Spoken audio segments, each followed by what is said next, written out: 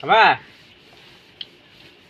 দেখেন ঝাল করতেছে তবুও খাচ্ছে, কারণ এটা আপনার এই জিনিসটাই সুস্বাদু অনেক। আপনার ভুট্টার স্বাদ হচ্ছে এটা আপনার অনেক সুস্বাদু। আপনারা বাসায় তৈরি করে খাবেন তাহলে বুঝতে পারবেন। তো গাইস আসসালামু আলাইকুম, চলে আসলাম আর একটা নতুন ভিডিও নিয়ে আপনাদের মাঝে। আজকে আপনার দেখাবো কীভাবে আপনার চালের ছাতু করা যায়। এই দেখেন, এই যে চাল নিয়ে আসছে আমার ছেলে, এখন আমরা চাল ভাজবো। তো দেখা যাক। চাল খাইও না, চাল খাওয়া না, চলো এগুলো দিয়ে এখন ছাতু বানাবো। এই দেখেন চাল। তো এখন রান্নাঘরে যাইতে হবে এগুলো আপনার ছাতু করার জন্য। তো চলেন। তো দেখতে পাচ্ছেন চালগুলো পাতিলের ভিতরে দিয়ে দিল। তো এখন এক হাত দিয়ে আপনার চালগুলো নাড়তেছে আর এক হাত দিয়ে আপনার জাল দিতেছে। এগুলো জাল দেওয়ার সময় ধীরে ধীরে জাল দিতে লাগবে, না হলে পুড়ে যাবে। তাই আপনারা সেদিকে খেয়াল রাখবেন। আর এগুলো সাধারণত আপনার মাটির চুলায় রান্না করলে ভালো হয়, কারণ গ্যাসের চুলায় এটা ভালো হবে না।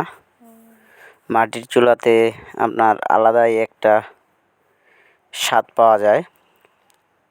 তো আপনারা যারা এই চাউলের ছাতু করবেন তারা অবশ্যই আপনার মাটির চুলাতে এটা করবেন, তাহলে আপনারা প্রকৃত স্বাদটা পাবেন। আমাদের চাল ভাজাটা শেষের দিকে দেখেন অংশটা কেমন। যখন ভাজতে ভাজতে আপনার সাদা বর্ণে চলে আসবে চালটা, তখনই আপনারা নামায় নেবেন। বেশি রাখলে পুড়ে গেলে আপনার তিতা তিতা করবে। ভাজা শেষ, দেখতেই পাচ্ছেন। এখন পেঁয়াজ, মরিচ, আদা, রসুন এগুলো সুন্দরভাবে ধুয়ে কেটে নিতে হবে। তাই প্রস্তুতি নিয়ে নিছি, বাটির মধ্যে রেখে দিছি পানির মধ্যে। এখন এগুলা আপনার সুন্দর করে শিলপাটাতে দিয়ে পিষবে পেঁয়াজ মরিচগুলো, আর সাথে আপনার চালগুলো দিয়ে দিবে। আর যদি আপনার চালের মধ্যে মানে ছাতু করার সময় যদি আপনার লবণ কম হয়, তাহলে ওই লবণটাও আপনারা ছিটিয়ে দিতে পারেন, কোনো সমস্যা নাই। আর আরেকটা কথা বলতে খেয়াল নাই আপনাদের, যখন আপনার চালটা ভাজবেন তখন যদি আপনারা পানি দিয়ে মিশায় আপনার লবণটা দেন তাহলে ভালো হবে। আর যদি না করেন তাও সমস্যা নাই, পরবর্তীতে আপনি এইভাবেই লবণ দিতে পারবেন। দুইটা পদ্ধতিতে চাল ভাজতে পারবেন আপনারা, সমস্যা নাই। আমরা প্রথমে লবণ দিইনি, তার জন্য এই দিয়ে আপনার পেঁয়াজ মরিচের উপরে দিয়ে দিচ্ছি লবণটা। সমস্যা নাই, দুইভাবেই করলেও পাবেন ওই একই স্বাদ। তাই পেঁয়াজ মরিচ আপনার একবার বাটলে হবে না, এটা বারবার বাটতে লাগে, কারণ এগুলা যদি আপনার বাটা একটু কম হয় তাহলে কিন্তু চালের গুঁড়ার সাথে মিশবে না। আর না মিশলে আপনার যখন খাইতে যাবেন তখন দাঁতের মধ্যে লাগে যাবে। তাই এটা ভালোভাবে আপনার এমনভাবে পিষিয়ে দিতে হবে যেন চালের গুঁড়ার সাথে মিশে যায়। তো আসলে আপনারা গ্রামে যারা আছেন বা শহরের মানুষরা বেশি একটা খায় না, গ্রামের মানুষ এরকম যদি বাসায় থাকে তাহলে এমনভাবে তারা খায়। তো আমরা তো গ্রামের মানুষ, তাই আমরা আপনার এইভাবেই সপ্তাহে একদিন করে খাই। এটা আসলে অনেক সুস্বাদু। একবার আপনারা অবশ্যই ট্রাই করবেন আমরা কীভাবে করতেছি। আর এইখানে সম্পূর্ণ ভিডিওটা দেখানো হয়েছে, মানে কীভাবে করতেছি A to Z ভাবে। তো ভালোভাবে মন দিয়ে আপনারা ভিডিওটা দেখবেন, তাহলেই আপনারা শিখতে পারবেন। তো আপনারা বাসায় অবশ্যই একবার হলেও ট্রাই করবেন। আর ট্রাই করে কেমন স্বাদ আর কেমন মজা পাইছেন খায়ে, তা অবশ্যই আমার কমেন্টের মাধ্যমে বলবেন। আপনাদের একটা কমেন্ট আর একটা লাইকের জন্য কিন্তু এত কষ্ট করে ভিডিও করা আমার। তাই দেরি না করে অবশ্যই ঝটপট করে লাইক কমেন্ট করে দিবেন। আর দেখতেই পাচ্ছেন এখন আমি চাল দিয়ে দিলাম শিলপাটায়। এখন এটা আপনার ওই মিশ করে ফেলাবে এটার সাথে, মানে একদম মিশ্রণ করে ফেলাবে, না হলে আবার হবে না। মানে চালের গুঁড়ো আর আদা রসুন পেঁয়াজ যে বাটলো ওই বাটাটার সাথে এটা যেন ম্যাশ খায়, এমনভাবে এটাও বাটতে হবে, না হলে আবার ভালো হবে না। তো এটা আপনার বারবার করতে হবে, মানে সর্বনিম্ন হলেও আপনার 2 থেকে 3 বার বা 4 বার করতেই হবে।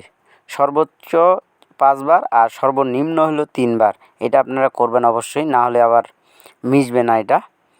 আর একটু ঝালটা বেশি দিবেন, কারণ এটা তো আপনার ঝালের জন্য মানুষ বেশি একটা খায়। ঝালটা হলে একটু মজাটা বেশি লাগে। এটা আপনার ওই যে ভুট্টার গুঁড়ার চেয়ে গুঁড়ার যে ছাতুটা খাইছেন আপনারা, ওটার চেয়েও এটা সুস্বাদু। আপনারা একবার হলেও ট্রাই করবেন, অনেক ভালো লাগে আমার। তো আপনাদের একটু পরে আমি এটা হয়ে গেলে আমার তো এখন জিভায় পানি চলে আসছে। তো এখন তো খাইতে পারতেছি না, কারণ এটা সম্পূর্ণ হয় নাই, হচ্ছে। তো আমি বসে আছি, একটু পরেই আপনারা দেখবেন কীভাবে আমি খাবো। তো শিল্পাটাতে দেখতেছেন। তো বাটার শেষে একটা বাটিতে সবগুলো নিচ্ছি, কারণ এটা আপনার আবার হাত দিয়ে মিশ্রণ করতে হবে, যেন সবগুলোই একই মশলা পায়। যে মশলাটা দেওয়া হয়েছিল আদা রসুন পেঁয়াজ, ওই মশলার সাথে যেন এগুলো ভালোভাবে মিশে। তো বাটিটা আমাদের ছোট হয়ে গেছিলো, তাই অন্য বাটিতে ঢাললাম।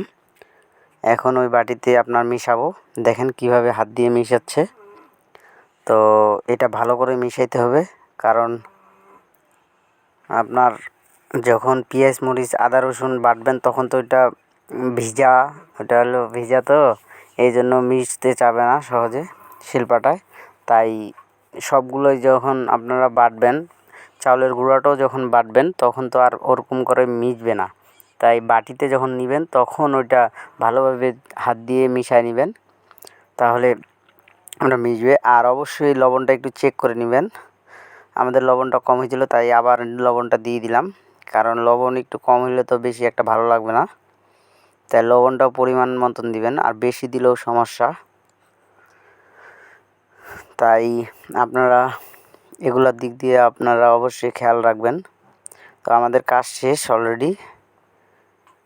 এখন আপনার চালের গুঁড়ো আপনার তৈরি হয়ে গেছে, এই যে দেখেন কেমন হয়েছে। এখন এটা আপনার খাবো, কেমন টেস্ট তা আপনাদের বলতেছি।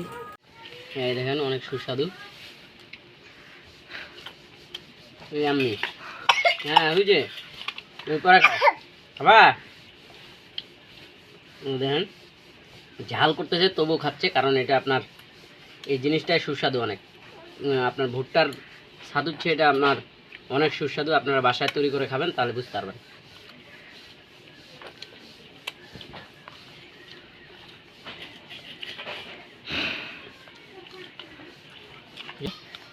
তো দেখতে পাচ্ছেন খাইতে খাইতে আপনার পুরা বাটি শেষ করে ফেলাচ্ছি, তা মন মানতেছে না। তো আজকের মতে এখানেই শেষ। পরবর্তী নেক্সট ভিডিওতে দেখা হচ্ছে। আল্লাহ হাফেজ।